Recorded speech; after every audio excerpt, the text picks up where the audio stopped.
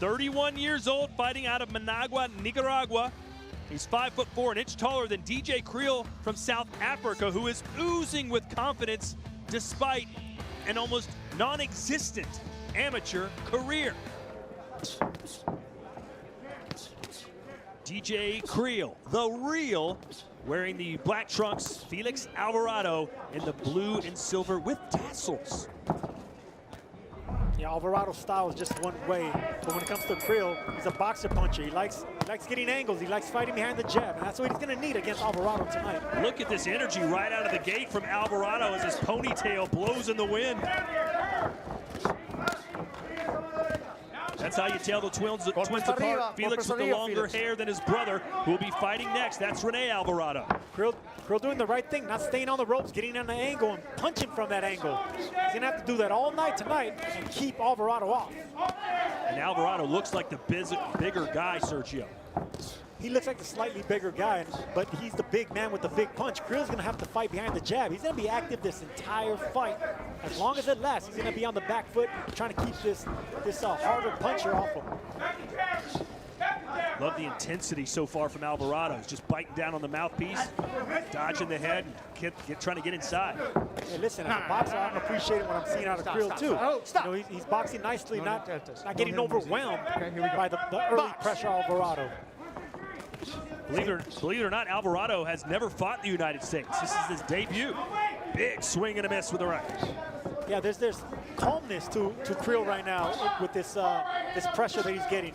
So he has to keep that calmness and know that this pressure is going to last the entire fight. Watch the elbow, but Deejay. now, you know, he needs to start getting respect, picking his shots like he's doing right here.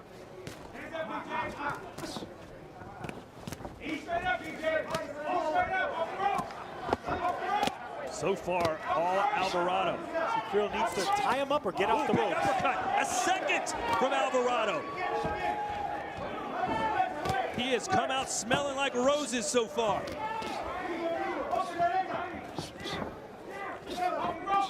So you got to get off the ropes. If you're a DJ, you got to stay off the ropes because those heavy hands will start taking its toll. Well, Deejay does not like this song so far.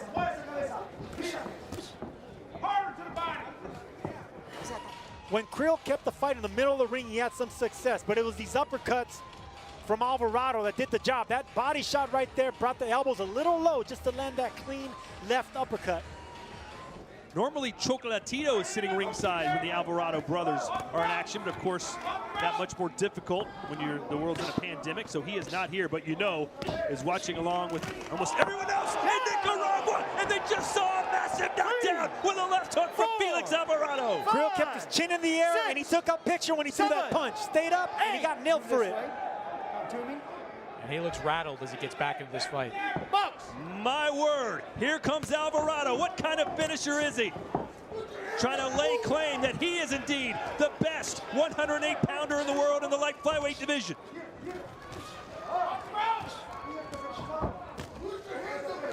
What can Deejay do here, Sergio? Get off the ropes and move. You got to fight behind the jab, stay in the middle of the ring. Easier said than done when you have a beast like Alvarado on you. Oh, and that one hit him right on the temple. Kriel said he sacrificed everything for this opportunity. Moved to Las Vegas during a pandemic, left his family behind in South Africa. Said loneliness is only temporary, glory is forever. I've got to come through for everyone in South Africa. He did everything necessary. He also has great trainers in his corner. Derek Harmon is in his corner. Bones Adams in his corner. These are some high fight IQ trainers in his corner. So he just needs to weather the storm right now, get back in the middle of the ring, stay off the ropes. Just caught a right hand, and look at Alvarado. He looks sensational. And again, a right hand. Kriel cannot match power for power with this destroyer.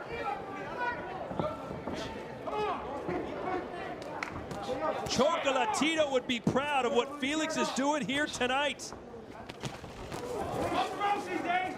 Let him go, DJ. Here we're going to see the knockdown because he kept his chin in the air and he paid for it. Kriel needed a dip down after digging down to the body like that, but he stood up, and that's what happens. They want more pivots out of him. He should also be moving that head a lot more.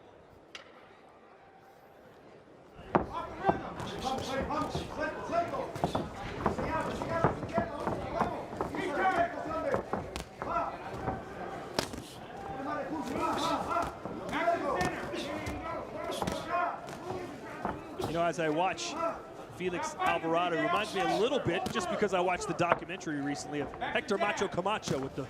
Oh, he's down again for a second time. Round 4. Same big left hook because he kept his chin in the air, not bending those knees. 8. Step this way. Do you want to continue? Box. South Africa's finest in trouble again. Alvarado just having his way at this point with Deejay Kriel, who appears to be just a level below the Nicaraguan.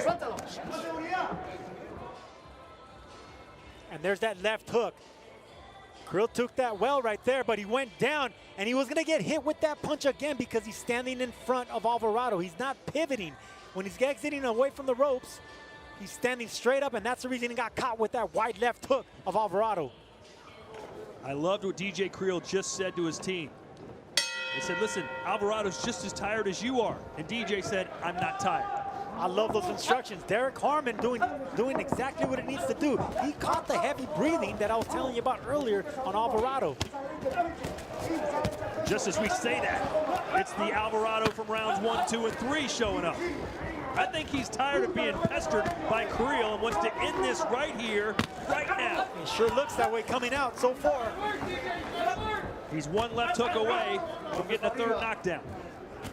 Ooh, a big uppercut, a nasty one. Yeah, this is not where Kriel wants to be. Kriel's trying to counter off the ropes like that, but he's not strong enough to keep Alvarado, so he just needs to continue with that pesky jab in the middle of the ring, winning rounds on points. Chris, how do you have your scorecard through full 8 rounds? Well, a commanding lead at this point for Félix Alvarado. Credit Kriel for getting back into this fight in the middle rounds, but the punches landed by Alvarado are just far more impactful. 78-72 through 8 rounds, Félix Alvarado. Yeah, Freddie Roach often did that. Let a guy relax, take those deep breaths, get to what you want him to do in those last 15, 20 seconds.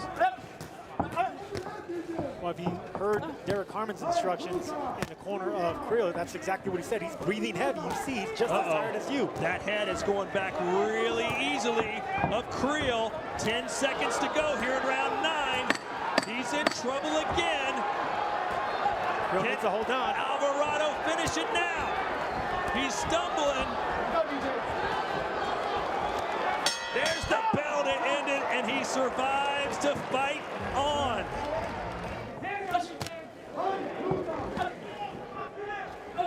Oh, big overhand right. The referee about to step in. You can sense it here unless Kriel does something magical, which I don't think he's capable of. Now, Kriel's fatigued now.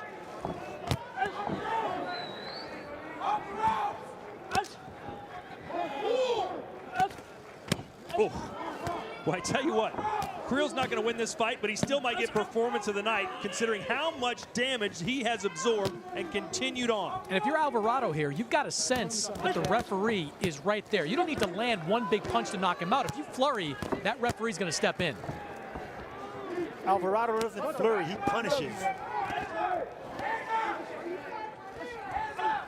Let go. Break.